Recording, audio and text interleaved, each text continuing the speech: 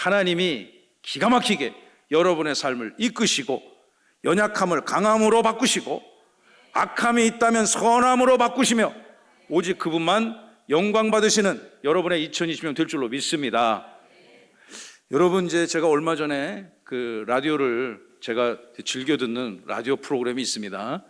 그걸 보니까 제가 들어보니까 올해 이 스포츠 좋아하시는 분들 아주 밤잠을 설치게 뜨구만요. 월드컵도 해야 되고 올림픽도 한대요. 여러 가지 국제적 이벤트가 많답니다. 스포츠 좋아하세요? 스포츠 좋아하는 종목이 다 다르고 또 그 스포츠가 주는 그 감동이 있지 않습니까? 그것 때문에 시간을 내고 돈을 써서 현장에 가서 보기도 하고요. 또 TV를 통해서도 또 그 경기를 또 해석하기도 하고 의미를 찾지 않습니까? 저도 좋아합니다. 여러 가지 운동 좋아하는데 막 몸으로 막 우리 교회도 그 할렐루야 FC 풋살 선교회가 있고 또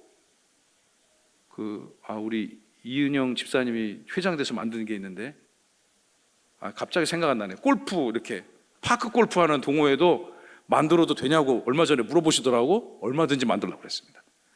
여러분 건강 유지하시면서 행복된 올 한 해 보내시길 바라요. 그 스포츠가 주는 감동이 있잖아요. 각 종목마다. 여러분 어떤 스포츠 좋아하세요? 저는 베이스볼, 야구를 좋아합니다. 야구를 뭐 즐길 기회는 없죠. 뭐 하다가 다쳐가지고 목회에 어려움 가지면 안 되니까. 근데 이제 가끔씩 요즘은 어떻게 돌아가나 제가 일부러 찾아보기도 합니다. 제가 야구를 좋아하는 이유가 있습니다. 야구를 보다 보면 그래, 저게 인생이지. 그래, 저게 나의 삶과 크게 다르지 않네. 그런 감동을 느낄 때가 있습니다. 근데 제가 특별히 그 스포츠를 좋아하는 이유는요, 어느 야구 전문가가 이런 얘기를 하는 거예요. 다른 종목은 꼴등이 1등을 이기기가 어렵답니다. 최하위 팀이 최고로 잘 나가는 팀을 이기기가 어렵대요. 10번 싸워서 한 번 이기기 어렵답니다. 그런데 베이스볼은 10번 싸우면 꼴찌 팀도 3번은 이기는 스포츠랍니다. 저는 그게 굉장히 매력적인 것 같아요. 1년 144게임을 치르다 보면 그런 유명한 격언이 있지 않습니까? 야구는 9회 말 언제부터? 잘하시네요. 한화 이글스 팬 많으시죠? 여러분 가끔씩 보면 정말 그게 진리같이 느껴질 때가 있어요. 9회 말 투아웃이라고 포기할 것도 없고 또 그 상황이 반전될 때 어느 팀은 기뻐 환호하지만 어느 팀은 또 좌절하고 낭망하는 팬들도 있지 않습니까? 그런데 제가 오늘 한 분의 어록을 소개하고 싶은데요. 저분이 뉴욕 여러 팀을 다녔습니다만 뉴욕 양키스의 그 전설적인 그 모든 그 베이스볼 플레이어들의 그 꿈이 명예전당 들어가는 거잖아. 영구 결번되고 그 선수입니다. 이 사람의 역할은 포수, 캐쳐였는데요. 투수의 공을 받는 사람이죠. 로렌스 피터 요기베라라는 선수인데 이분이 엄청난 명언을 남겼습니다. 제가 이 명언 너무 좋아해가지고 제 카카오톡 프로필에 있는 사진이에요. 저게 끝날 때까지 끝나는 것이 아니다. It ain't over till it's over. 어떻게 저렇게 기가 막힌 말을 했을까요? 1973년도에 저 선수는 뉴욕 매치의 소속이었는데 그때 당시 그 내셔널리그 동부지구 꼴등팀이었답니다. 무려 1등과 9게임 반 차이가 나는 회복이 불가능한 게임차입니다. 야구 좋아하시는 분은 아실 거예요. 그런데 이 선수가 이런 정신을 주장했고 결국 그해 그 팀이 역전을 시켜서 지구 우승을 했답니다. 끝날 때까지 끝난 것이 아니다. 성경은 아닙니다만 감동이 있습니다. 제가 오늘 설교 제목을 정하면서 저분의 어록 뒤에다가 제 문장을 하나 더 추가했습니다. 하나님이 끝내신다. 다 함께 우리 하나님이 끝내신다. 하나님이 끝내신다. 여러분 하나님이 끝내주시는 2026년 되기를 축복합니다. 우리 교회도 그런 역사가 있을 줄로 믿습니다. 오늘 본문의 그 주인공은 요셉이라는 인물입니다. 요셉이 어떤 인물입니까? 기가 막히게 파란만장한 삶을 살았습니다. 자기 잘못도 아닌데요, 엄청나게 억울한 일을 많이 당했습니다. 충분히 좌절하고 낭망하기에 부족함이 없는 인생이었습니다. 그런데 그가 여러분이 아시는 것처럼 기가 막힌 역전 말루 홈런으로 설명이 안 되는 선한 역전 인생을 누렸습니다. 내일부터 일주일 동안 새벽에 빛나는 역전 인생라는 주제로 특세를 해요. 처음 알으신 분 있죠? 다 함께 우리 빛나는 역전 인생. 빛나는 역전 인생. 성경 속에서 하나님의 은혜로 그런 인생을 살았던 분들 한 분 한 분씩 고찰해 보려고 합니다. 새벽 5시 반 새벽 예배 많이 나오셔서 은혜 충만케 될 줄로 믿습니다. 여러분, 이 요셉이 열심으로 삶을 경주했습니다. 뭐 게으르고 낭망한 것이 아니라 하나님이 함께하면, 여러분이 날마다 외치시는 하나님이 함께한다는 그 믿음을 붙들고 그의 삶을 최선을 다해 경주했습니다. 그리고 그의 인생의 노년에 창세기 50장 20절의 고백을 세상 앞에 선포합니다. 다 함께 시작. 당신들은 나를 애하려 하였으나 하나님은 그것을 선으로 바꾸사. 아멘. 그의 형제들이 얼마나 그에게 못되게 했는 줄 아십니까? 그런데 당신들의 그 모든 악함을, 해로움을 하나님이 완전히 역전시켰다는 것입니다. 할렐루야. 여러분, 이것이 요셉의 고백이긴 하지만 여러분의 고백이 되시기를 간절히 소망합니다. 오늘 본문에 있는 말씀을 통해서 우리 15절 16절로부터 우리 첫 번째 주제를 한번 살펴봅니다. 악을 행했던 자들의 두려움. 악을 행했던 자들의 두려움. 요셉의 형제들이요, 아버지가 죽고 나니까 근심 걱정이 밀려왔습니다. 이제까지는 그 요셉이 언제든지 보복할 수가 있는데 당한 것이 많기 때문에 충분히 보복할 수도 있다고 생각했는데 보복을 안 했습니다. 왜냐하면 아버지 요셉이, 야곱이 그 형제들을 보호해 준다고 생각했기 때문이죠. 이미 요셉은 창세기를 꼼꼼히 읽어보면 17년 전에 형제들의 그 잘못을 이미 충분히 용서했습니다. 창세기 47장 9절과 28절의 말씀을 근거로 살펴보면 야곱이 그의 아들들과 함께 애굽으로 먼저 갔던 요셉을 다시 제외했을 때가 그의 나이 130세였고 사망하던 때는 147세라고 기록을 하고 있기 때문에 이미 17년 전에 요셉은 그에게 못된 짓을 했던 형제들을 다 용서했음을 알 수 있습니다. 그런데 이 죄 지은 사람들은 도둑이 제발 줄인다고 항상 그 보복에 대한 근심 걱정, 스트레스, 트라우마가 있는 것입니다. 그것이 죄의 강력한 특징입니다. 죄를 짓고 어찌 영원히 두 다리 쭉 뻗고 살 수 있겠습니까? 죄를 지을 수는 있으나 하나님 앞에 용서함 받고 새로운 생명을 우리는 이미 허락받은 줄로 믿으시기 바랍니다. 아멘. 이제 우리가 이 요셉이 어떤 인생을 살았는지 여러분 앞에 잠시 요약해서 설명을 드리려고 합니다. 물론 좋은 교회에서 주일학교 교육을 통해서 여러분이 이미 요셉에 대해서 충분히 아시겠지만 요셉의 역전 인생 첫 번째, 창세기 39장을 살펴보시면, 37장을 살펴보시면 그는 형제가 12이 있었는데 당시에 형제들로부터 지독하게 미움을 받았습니다. 다 이복형들입니다. 엄마가 다 다릅니다. 그런데 그 아버지 야곱이 그 많은 형제들 가운데 요셉을 특별히 사랑했습니다. 다른 형제들은, 야, 너네들은 저 광야 가서 소치고 양치고 염소 목동하고 와. 요셉, 넌 가지마, 내 옆에 있어. 항상 채색 옷을 입혀줬습니다. 삐까뻔쩍한 옷을 입혀줬습니다. 그러니까 튈까요, 안 튈까요? 탁 튀겠죠.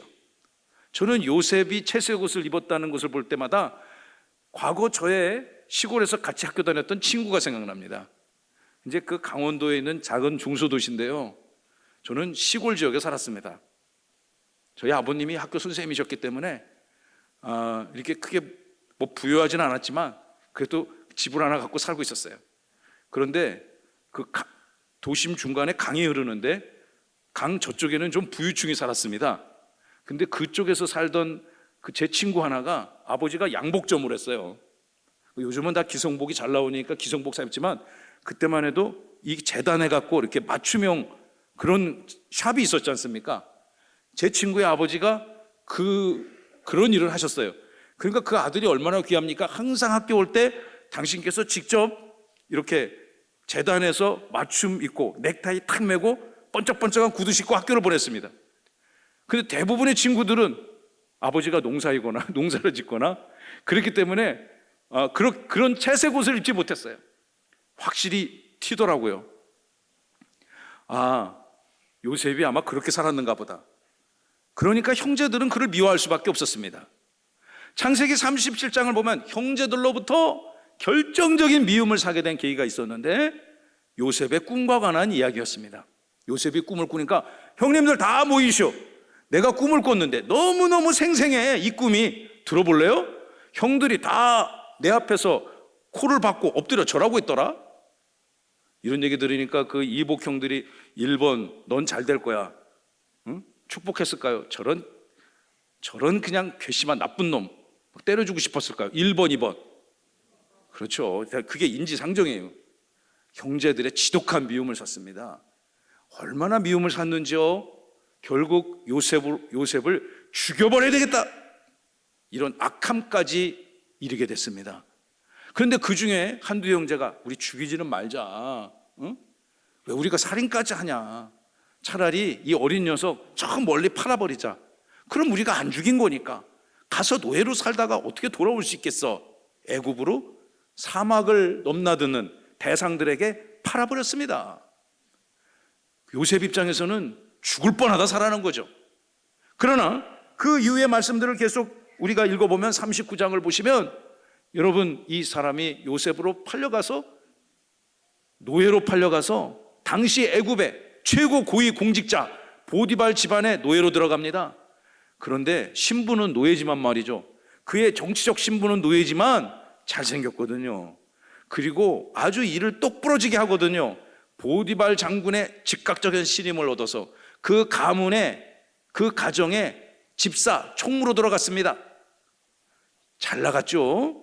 노예에 있을 때보다 먹는 것도 잘 먹었겠죠. 그런데 이 못된 보디발의 그 귀족 부인이 성적으로 유혹합니다.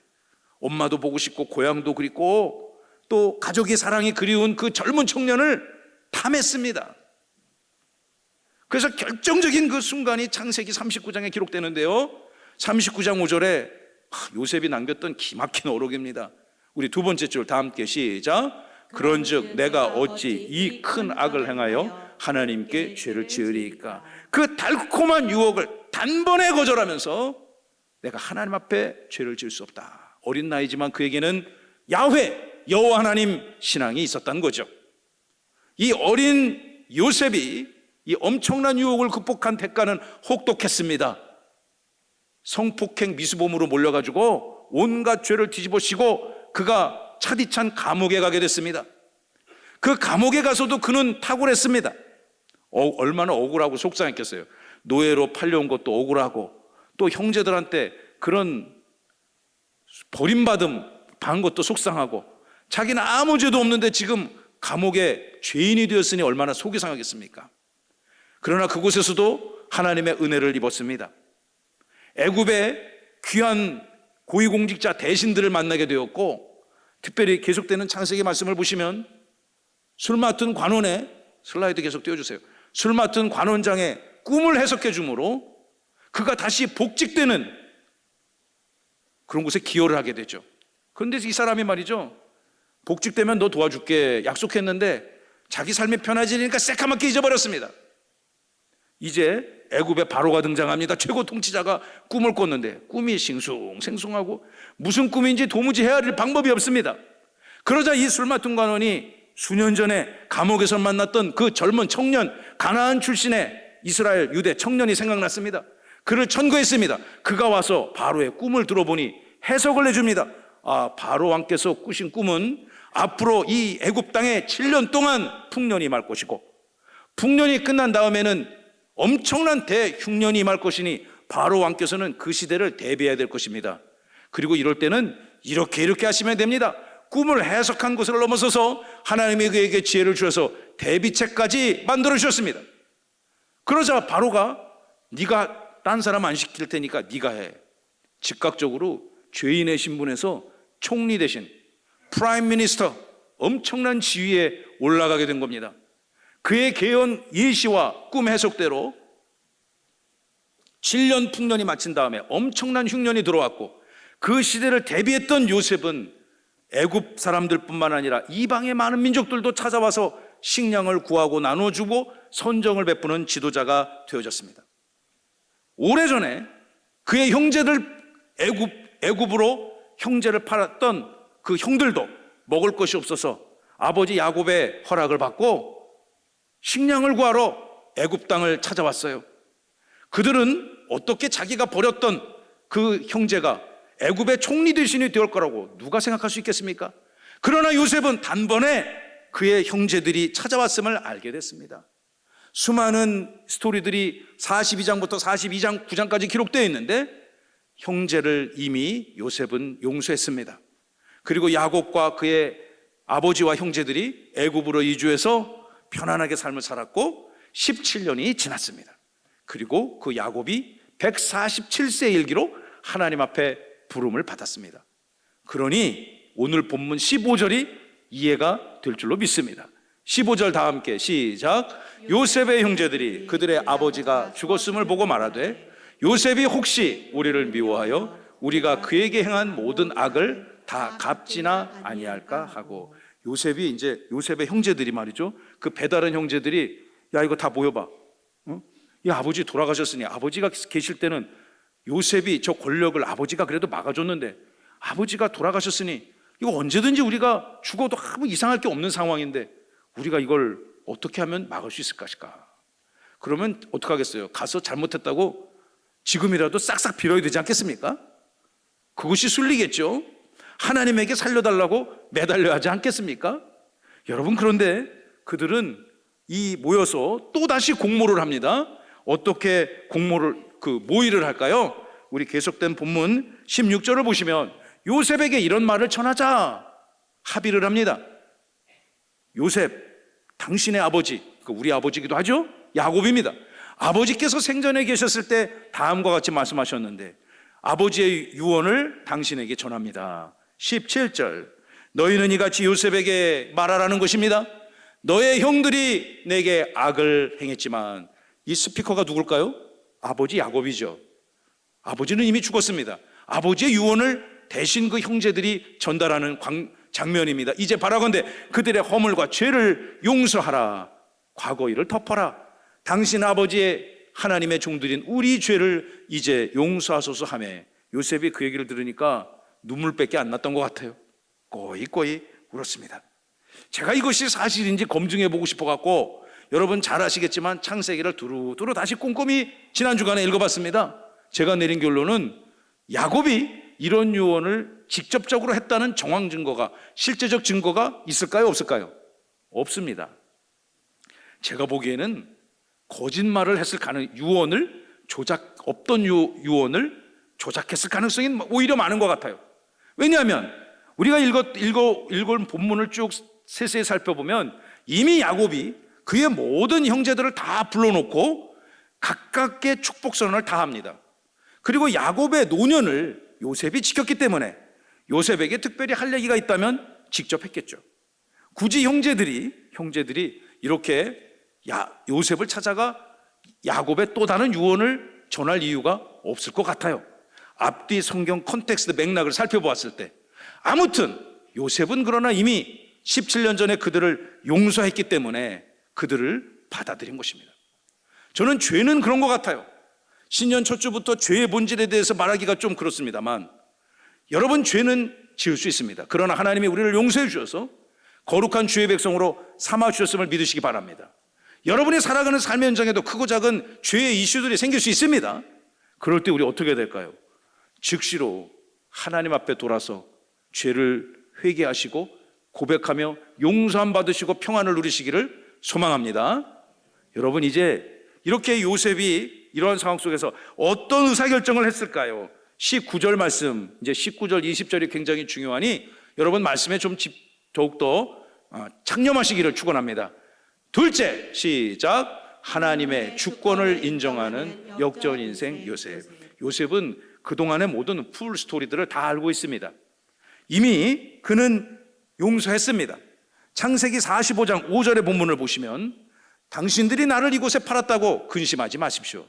또 한탄하지도 마십시오. 당신들보다 나를 먼저 이곳에 보내셔서 내가 엄청나게 고생을 많이 했지만 하나님께서 이 땅의 생명을 지키시려고 당신들보다 나를 먼저 보냈습니다. 이 얘기가 야곱과 요셉이 처음 만났을 때, 그의 형제들이 다시 재회했을 때, 야곱의 나이 130세 때 이미 했던 요셉의 어록입니다. 이때 했던 이 말을 요셉이 번복할 이유도 없고 이미 그 형제들을 충분히 용서했습니다. 그런데 이제 요셉은 하나님의 은혜와 영광을 선포하기 시작합니다. 우리 다 함께 19절의 본문을 함께 읽어봅니다. 19절 시작. 요셉이 그들에게 이르되 두려워하지 마소서, 내가 하나님을 대신하리이까. 형님들 걱정하지 마세요. 내가 절대로 당신들에게 보복의 칼날을 겨누지 않겠습니다. 이 모든 일을, 내 인생을 살펴보니, 우리 가문의 역사를 살펴보고 우리 민족의 역사를 고찰해보니 모든 것은 다 하나님이 하셨습니다. 할렐루야. 하나님이 하신 일을 감히 내가 어찌 뒤집을 수가 있겠습니까? 이미 요셉은 낳은 순서대로 따지면 절대로 야곱의 장자, 이스라엘의 장자가 될 수 없습니다. 그러나 그는 이미 실질적 장자의 권위를, 그리고 권세를 행사하고 있습니다. 그것은 요셉을 사랑하신 하나님의 선택이고 섭리였습니다. 할렐루야. 오늘 이 아침 예배하는 여러분들에게도 하나님의 풍성한 은혜의 섭리가, 풍성히 충만히 임하기를 간절히 소망합니다. 그가 이렇게 얘기했습니다. 내가 어찌 하나님을 대신할 수 있겠습니까? 지난 1월 1일 11시에 신년 감사 예배를 드렸는데, 제가 그때 여러분과 함께 나눈 말씀이 무엇이었냐면 신명기 33장 26절 말씀이었습니다. 신명기는 모세의 마지막 고별 설교였는데 26절부터 29절까지가 진짜 그의 마지막 이 땅에서의 설교입니다. 그가 이런 선언을 이스라엘 백성들에게 선포합니다. 여수르니여 하나님과 같은 이가 없도다. 우리 다 함께 시작. 여수르니여 하나님 같은 이가 없도다. There is no one like the God of Jeshurun. 여러분, 이 여수르는 이스라엘을 의미하는 곳이라고 제가 지난 설교에 말씀을 드렸어요. 이 시대에, 이 시간에 하나님을 예배하는 영적인 여수른들이요, 하나님과 같은 분이 없음을 여러분의 심령으로, 영혼으로 고백하시기를 축복합니다. 하나님 같은 이가 없습니다.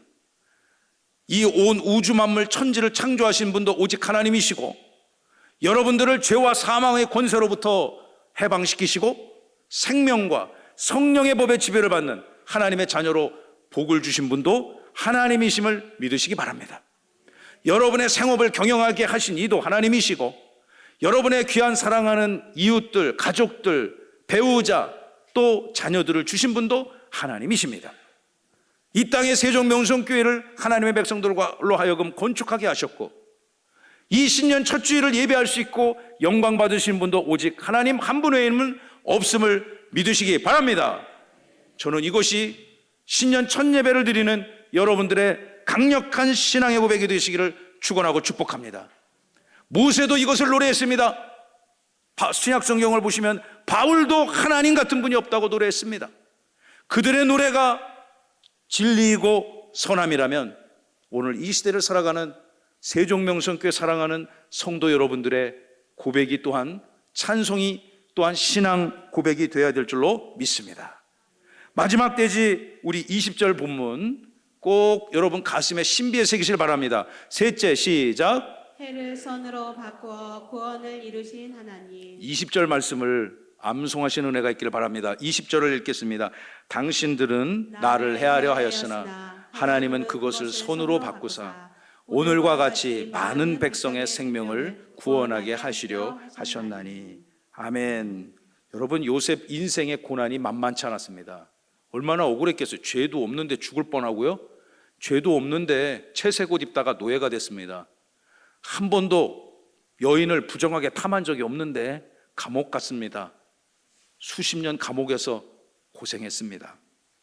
그러나 하나님이 원하시는 그때에 그의 모든 상황을 역전시켜 주셨음을 믿으시기 바랍니다. 요셉은 지금 하나님 앞에 그 고백을 하고 있는 것입니다. 끝이었던 것 같아 보였지만 끝이 아닙니다. 하나님이 그 인생을 승리자로 끝을 내셨기를 따는 그 신앙의 고백이 오늘 이 아침 예배하는 여러분들의 고백이 되기를 저는 간절히 바랍니다. 모든 연약함, 해로움, 악함을 선한 것으로 바꾸시는 그 하나님, 요셉이 열심히 물론 살았겠지만 요셉의 능력과 탤런트와 도전정신과 열정으로 또 주변의 사람들이 도와서 바꿔진 것이 아니라 하나님이 그의 인생을 바꿔주셨다고 선언하고 있는 것입니다. 저는 이 말씀을 너무 사랑하고요, 신년 첫 주일 말씀을 여러분과 함께 이 말씀을 나누기로 오래전부터 결심했습니다. 여러분의 모든 연약함이 강함으로 바뀌어줄 줄로 믿습니다. 우리 교회도요 아직 연약한 게 많아요. 저는 제가 이렇게 늘 고백합니다. 우리 세종명성교회에서 가장 연약한 게 담임 목사다. 저는 그렇게 생각합니다. 그러므로 하나님이 날마다 저를 도와달라고 뗐습니다. 우리 교회를 지켜달라고, 우리 교회 성도들을 지켜달라고, 건강을 지키시고 이 땅에 살아가는 동안에 마음껏 하나님을 예배하며 이 교회를 통해서 믿음 없는 자들이 믿음이 생기고 하나님을 모르는 자들이 예수를 그리스도라 고백하며 만군의 우리 주 하나님이 주시는 요셉에게 주셨고 모세에게 주셨고 다윗과 바울에게 주셨던 그 은혜가 오늘 이 시대에 함께 예배하는 여러분들에게 임하기를 소망하며 기도합니다. 할렐루야. 여러분, 아까 교육자들을 소개했는데요, 저는 이 팀과 2026, 2027, 2028 3개년, 제가 뭐 10년, 20년 계획은 다 못 세우다 하더라도 제가 3개년도 계획을 딱 세우고 이분들에게 설득을 하고 또 같이 일하자고 권면을 하고 뜻을 모았습니다. 제가 지난 이곳에 우리가 올 3월 둘째 주면 입당한 지 만 2년이 됩니다. 열심히 나름대로 사역하고 목회를 했지만 아쉽고 부족한 것이 많습니다. 성과를 이룬 것도 있고요, 또 제 뜻대로 안 된 것도 있었습니다. 가장 안 된 게 무엇인가를 쭉 점검해 봤습니다. 이거는 왜 이렇게 내가 잘 못했을까? 그 이유는 무엇일까? 내가 이 부분에 있어서 기도를 많이 하지 않았구나. 여러분, 기도하는 2020년 되시기를 축복합니다. 내일 새벽에 뭐 한다고요? 신년 첫 주 비전 새벽 기도를 여니까 꼭 나오셔서 여러분 인생의 흉악역을 끊어지게 해달라고 기도하시기 바랍니다. 기도를 안 하면요 통제가 안 됩니다. 내 능력으로, 저의 힘으로 통제가 안 됩니다. 뒤죽박죽 됩니다. 그러나 기도하면요 어떻게 되는 줄 아세요? 여러분의 계획과 바램보다도 월등히 크신 하나님이 여러분의 삶의 현장에 개입하기 시작하십니다. 할렐루야. 이것이 기독교가 성경이 말하는 위대한 영적 원리입니다. 그래서 제가 부족하고 아쉬웠던 것, 제가 실패했던 부분에 기도가 부족했다는 것을 뒤늦게 깨닫게 되었고, 열심으로 지난 하반기에 성도와 교회를 잘 섬길 수 있는 좋은 팀을 만들어 달라고 기도했습니다. 그랬더니 생각하지도 않았던 우리 여목사님이 저의 동역자가 되고, 또 저 멀리 울산에서 열심히 사역하고 준비 잘 된 목사님을 저에게 보내주고, 할렐루야. 그리고요 또 아까 얘기했던 우리 유하나 전도사도 보내주시고, 제가 그분 처음 만났을 때 그분은 신부였고 저는 신랑 측 하객이었습니다. 결혼 예배를 드리는데 제 마음속에 그분이 어떤 상황인지 저는 전혀 모릅니다. 그런데 기도하는 가운데 저분을 우리 교회로 무조건 모시고 와야 되겠다, 제 마음속에 그런 생각이 들었습니다. 신랑에게 얘기했습니다. 신혼여행 갔다 오면 전화 줘, 맛있는 거 사줄게. 그래서 같이 식사를 했습니다. 그래서 처음 인사를 했습니다. 그분과 함께 제가 여쭤봤습니다. 첫째, 그분에게 결혼을 진심으로 축복한다고 축복을 선언했습니다. 좋은 가정 이루시라고 격려했습니다. 그런데 지금 하는 일을 우리 교회 와서 하면 안 되겠냐고 제가 그냥 단도직입적으로 물었다가 바로 거절당했습니다. 두 번째 만났습니다. 얘기해 보니까 물은 호박에 이도 안 들어갈 소리더라고요. 이미 자기가 나름대로 독자적인, 또 굉장히 이미 자리를 잡은 좋은 교회에서 사역을 딱 구축했기 때문에 굳이 그 교회에서도 존경함을 받으니까 꼭 필요한 분이니까 이적할 이유가 없는 겁니다. 포기했을까요? 안 했을까요? 기도하면 할수록 저분이 우리 교회에 필요할 것 같아. 세 번째 만났습니다. 제가 포기가 되더라고요. 세 번째 만나니까 이거 안 되겠네, 이게 내 욕심인가 보다. 저분의 저런 상황이 있는데 내 고집만 부릴 수 없겠지. 그리고 사실상 세 번째 만났는데 제가 거의 포기했습니다. 안 되겠구나, 저분은. 주님, 그렇다면 더 좋은 분 보내주실란가요? 그런데 그때 갑자기 돕는 사람들이 나타났습니다. 합력하여 선을 이룰 줄로 믿습니다. 그의 남편이 갑자기 에너지가 발동했습니다. 그의 시어머니가 갑자기 기도하기 시작했습니다. 네 번째를 만나고 다섯 번째를 만났습니다. 오고초력 끝에 귀한 요정이 우리 교회로 사역을 시작했음을 믿으시기 바랍니다. 제가 처음 만났을 때와 완전히 상황이 바뀌었습니다. 엊그저께 첫 출근을 했습니다. 정말 배가 불러요. 양 목사님 보니까 배가 부르고, 또 우리 시은이 와서 또 교회 행정을 섬긴다고 하니까 정말 우리 아들하고 친구인데 정말 축복하고 싶어요. 크고 작은 이슈들이 또 우리 대한민국에 있고 또 여러분의 인생 가운데 있을 것입니다. 우리 교회도 있겠죠.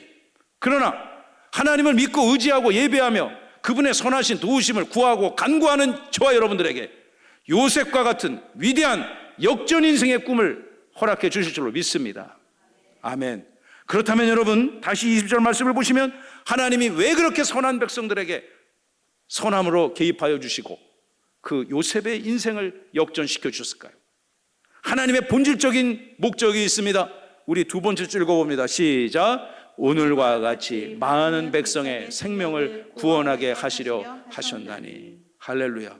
하나님의 위대하신 계획은 그 땅을 구원시키고자 하는 하나님의 선하신 계획 가운데 있습니다. 여러분들을 구원 백성으로 불러주시고 여러분에게 하나님이 주신 은혜와 영광의 축복을 주시고자 하는 그 하나님의 계획, 하나님의 구원, 하나님 나라의 완성, 하나님의 백성들의 흥왕함에 있음을 믿으시기 바랍니다. 말씀을 마치겠습니다. 사랑하는 성도 여러분, 하나님이 함께 하시는 2026년 되시기 바랍니다. 여러분 인생에 가슴이 답답하고 근심이나 걱정이나 염려가 있다면 다놓고 얘기하는데 그것은 성령의 역사가 아닙니다. 악한 영의 분열을 가져다 주고 근심을 가져다 줍니다. 성령은 그것들을 회복시키고 역전시키는 것이 성령의 역사임을 믿으셔야 될 것입니다. 사랑하고 친애하는 성도 여러분, 우리 교회를 통해서 하나님이 어떤 일을 이루어 가시겠습니까? 저는 기대가 큽니다. 하나님이 반드시 저와 여러분을 통해서 이 땅에 하나님은 살아계시고 요셉의 인생을 완전히 뒤집어 주셨던 그 하나님이 여러분의 하나님이고 또한 저의 하나님이고 또 이 땅의 모든 믿는 자들의 하나님을 저는 믿습니다. 그 하나님을 믿고 의지하고 신뢰하며 하나님 앞에 날마다 예배하시고 주님의 선한 도우심으로 쓰임 받으시기를 간절히 소망합니다. 끝날 때까지 끝난 것이 아닙니다. 다 함께 하나님이 끝내십니다. 시작. 하나님이 끝내십니다. 할렐루야.